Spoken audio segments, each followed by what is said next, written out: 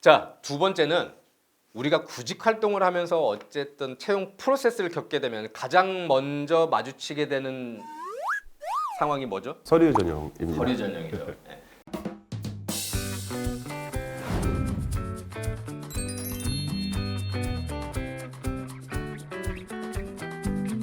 자, 반갑습니다. 취업사회다의 나상무. 정지성, 주영훈입니다. 줄여서 나정주입니다. 반갑습니다. 반갑습니다. 네.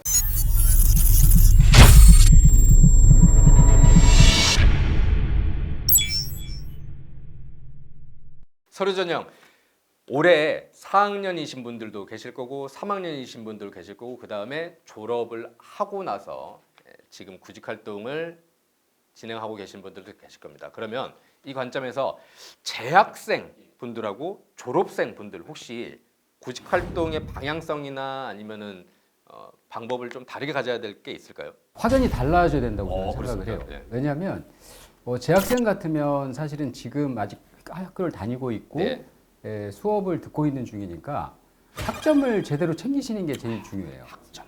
학점을 높여주는 노력이 제일 우선돼야 된다고 생각을 하고요. 반대로 졸업생 같은 경우는 기회가 없잖아요. 학점을 높일 수 있는 기회가 없으니까 그렇죠.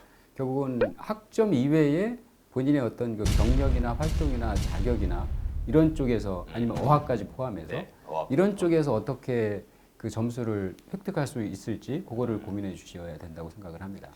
학점 못 바꾼단 말이죠. 그쵸? 졸업을 해버렸으면 그러면 학점 이외에 그래도 조금 범용성이나 아니면 효과가 좋다라고 할 만한 스펙은 뭐가 있을까요?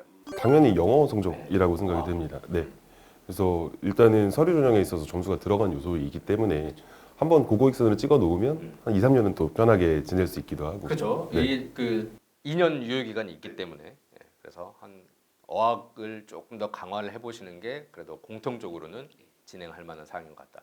저희 쪽 근데 그 사전 질문을 한번 받아봤었는데 구직 활동하면서 30번 넘게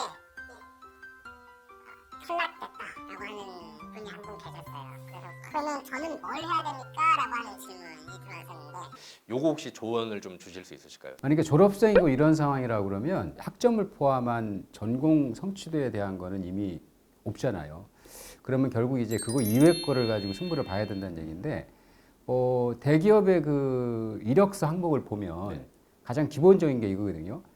경력하고 활동하고 대외활동. 그 다음에 어학입니다. 그래서 이 세 가지 항목에 내가 뭐를 더 추가해서 써줄 수 있을지를 고민해서 해주셔야 된다라는 거죠. 그리고 그게 이제 사실은 본인이 지원한 회사나 직무랑 연관성이 관련성이 높을수록 더 좋은 거겠죠. 근데 그 중요한 특징 중에 하나가 있습니다. 뭐냐면 제가 이 분석을 하다 보니까 학점이 썩 좋지 않은데 서류를 통과한 친구들의 특징을 보면 경력 쪽에 확실한 뭐가 있거나 아니면 어학이 확실히 높거나 이 두 가지가 가장 그래도 그 연관성이 큰 것 같아요. 선생님 그러면은 저희 재학생분들은 조금 조언해 주실 만한 서류 관점에서 나중에 어쨌든 취업 활동을 하게 될 거니까. 근데 저는 재학생들은 하고 싶은 말이 정말 많습니다. 네. 일단 시간적 여유에 대한 고민을 좀 해보아 주시면 좋겠는 게 이게 제가 다른 대학교에 가서 이제 강의를 하다 보면 제일 답답한 게 뭐냐면 학교마다 분위기가 너무 다릅니다. 근데 이제 특정 학교들은 4학년까지 졸업을 하고 그때부터 취업 준비를 시작합니다. 너무 속상합니다. 어떤 학교들은 스펙을 4학년 1학기까지 마치고 2학기 때 들어간 데가 있고 어떤 학교들은 3학년 2학기 때 마치고 인턴을 준비하는 친구들이 있습니다. 그러면 이제 이 관점에서 하고 싶은 얘기가 뭐냐면 서류 전형의 제일 첫 번째는 부딪히는 겁니다. 그러니까 자기소개서를 한번 써보면 내가 이런 경험이 좀 있으면 좋겠는데 이런 지식이 있으면 좋겠는데 이런 것들을 마주하셔야 뭘 채워야 되는지 압니다. 근데 이제 뭐 이걸 해야 되는데 저걸 해야 된다고 막 따라서 하다가 이제 서류를 써야 된다 하고 쓰기 시작하면 그때부터 막막해집니다. 늦는 거죠. 네. 그래서 3학년 2학기가 끝이 났다라고 하면 인턴을 준비하시는 과정에서 서류를 한번 맞대보는 것도 중요하고 또 만약에 정말 운이 좋아서 합격을 한다면 인적성이나 면접 같은 이 분위기를 경험해보는 것도 큰 자산이 될 수 있습니다. 그래서 일단 서류 전형을 재학생들이 대비한다라고 하면 일단 써봤으면 합니다. 부딪혀서 뭐가 필요한지를 알아보는 게 제일 먼저라고 생각합니다.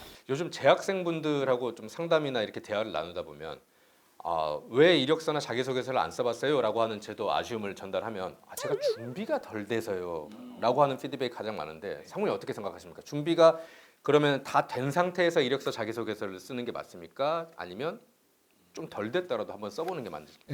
그건 뭐 다소 이제 뭐 의견의 차이가 있을 수 있는데 뭐 저는 아까 조수장님 말씀하신 대로 이력서를 한번 써보는 거는 굉장히 좋은 의미가 있다고 생각을 해요. 이력서를 한번 써보면 항목별로 내가 정말 쓸 내용이 있는지 없는지가 판단이 되잖아요.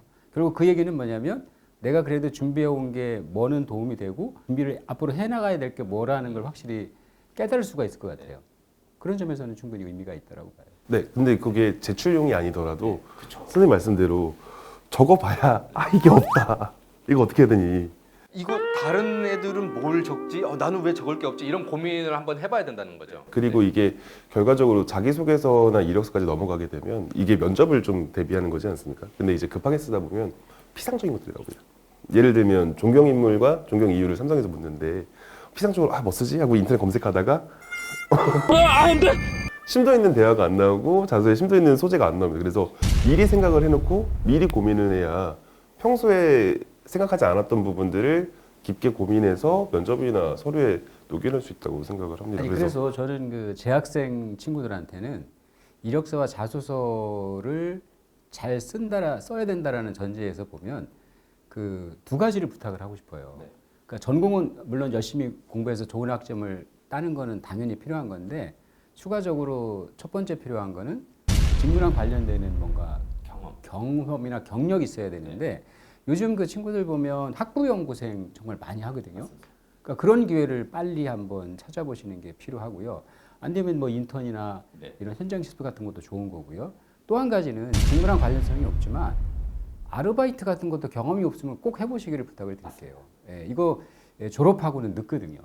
그래도 재학 졸업 전에 아르바이트 경험도 좀 몇 개 정도 충분히 해보시면 나중에 이력서와 자소서 쓸 때 정말 많은 도움이 됩니다. 저도 학부연구생하고 아르바이트 요거 두 개는 마음만 먹으면 어쨌든 그래도 해볼 수 있는 거고 효과도 상당히 좋다고 생각합니다. 결국에는 학부연구생이라고 하는 게 우리가 책상머리 공부, 흔히 일컫는 책상머리 공부가 아니고 어쨌든 엔지니어나 실제 현업에 가까운 간접적인 활동이기 때문에 면접관들도 관심을 갖게 되지 않습니까? 아르바이트, 사회나 조직생활, 회사원으로서의 간접 경험이기 때문에 그래도 남 돈 버는 게 얼마나 어려운지 좀 알겠구나라고 하는 그런 게 생기는 거겠죠. 근데 이제 저희가 이렇게 얘기하다 보면 학생들이 오해하는 요소가 그럼 이제 학점이 저조하니까 학부 영생이라 알바를 해야겠습니다. 이런 생각을 하시는 분들이 있습니다. 근데 제 학생들이 다시 한번 강조를 하지만 지금 저희가 가장 집중하셔야 되는 건 학점입니다. 네, 학점입니다. 네, 그걸 다시 한번 강조를 해보고 싶습니다. 본업에 먼저 충실한 다음에 재학생 분들은 조금 놓칠 수도 있지만 나중에 효과가 좋은 거는 그 두 가지다. 이렇게 정리를 해볼 수가 있겠습니다. 자, 서류라고 하는 단계에서 그래도 가장 중요한 거 이력서하고 자기소개서 중에 뭐가 더 중요합니까? 거의 정답이죠 이거는.